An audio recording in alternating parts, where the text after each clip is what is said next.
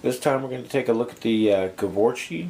It's the independent Maquis blind booster from the collective.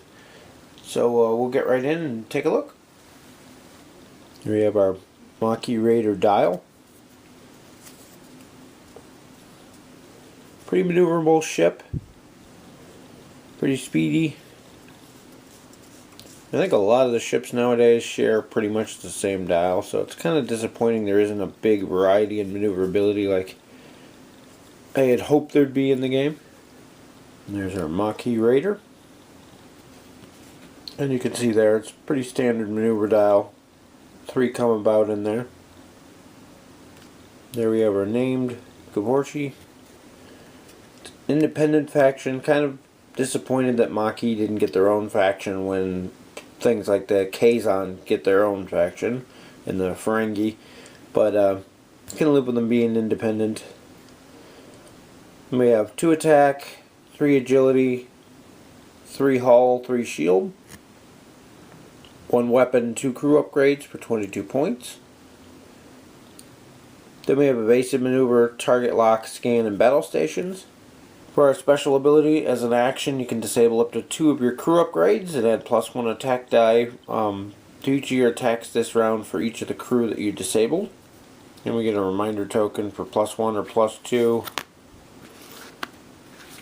Use with the named ship there. And we have our generic Maquis starship. You lose 1 shield and 1 of the crew upgrades for 20 points. For our captain upgrades, we have Michael Eddington. Anybody who watched DS9 should recognize him. He's a captain skill of 6, 1 elite talent for 4 points. At the start of a game, you place 3 mission tokens on the card. As an action, you can target a ship at range 1 to 3, discard 1 of the mission tokens from him, and the target ship rolls 2 less attack dice for your ship for each of its attacks this round. These mission tokens do not count for scenarios. There was an argument at one point because it talks about having mission tokens on your cards. These ones are specifically for this ability.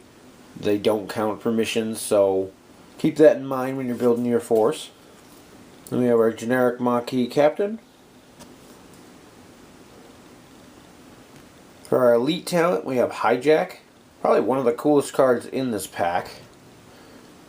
That's 4 points. As an action, you can discard this card and target a ship at range 1 to 2 that's not cloaked and has no shields. You disable all your remaining shields and 1 crew upgrade on the target ship. Then you can steal a face-up tech or weapon upgrade card of your choice from that ship, even if it exceeds your ship's restrictions. Basically, it's Borg assimilation tubules for independence. Very fitting in the Maquis. I like this card. I think you're going to see it quite a bit. For crew, we have Lon Sutter. 2 points. During the roll attack dice step of the combat phase, you can disable this card and spend the battle stations token to add an additional attack die to your attack. Next we have Sakona. Quite a few combo uses for her. She's 2 points. You get to add an additional weapon upgrade to your bar, and all of your weapon upgrades with a cost of 5 points or less cost 2 less. So basically your 5-point upgrades are costing you 3, and then so on down from there. Definitely worth keeping around. For our weapon upgrade, we have Focused Particle Beam. It's a very interesting weapon, the first of its type really. 4 points, range 1 to 3. You start with 3 attack dice. And as an attack, you can disable this card to perform the attack.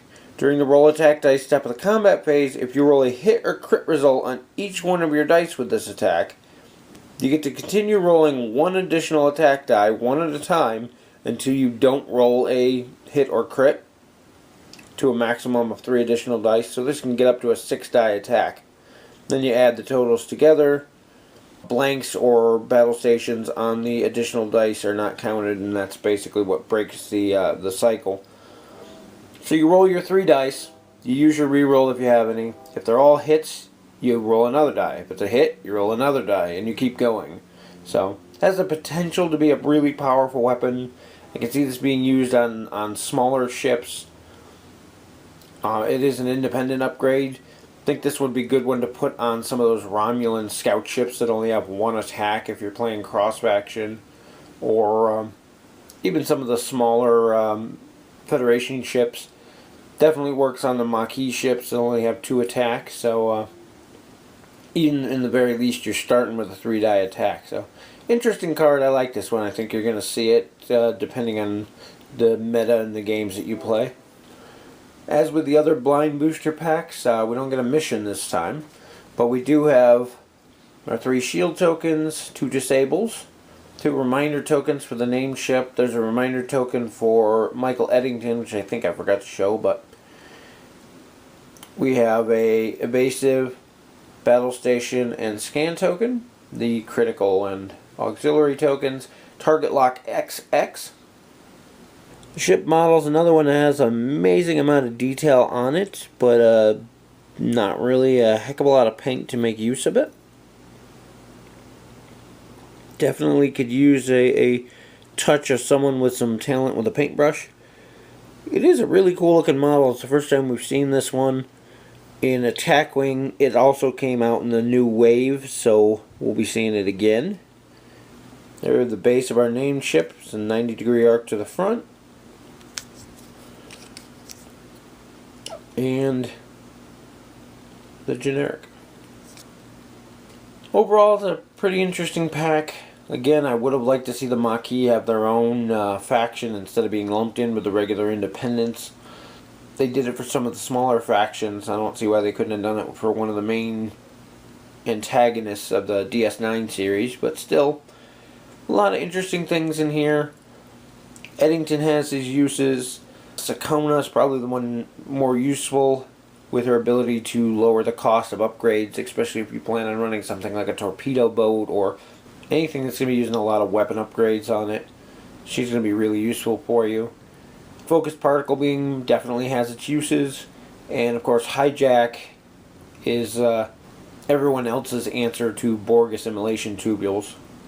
Granted, it's only one use, but still, it's a really cool ability.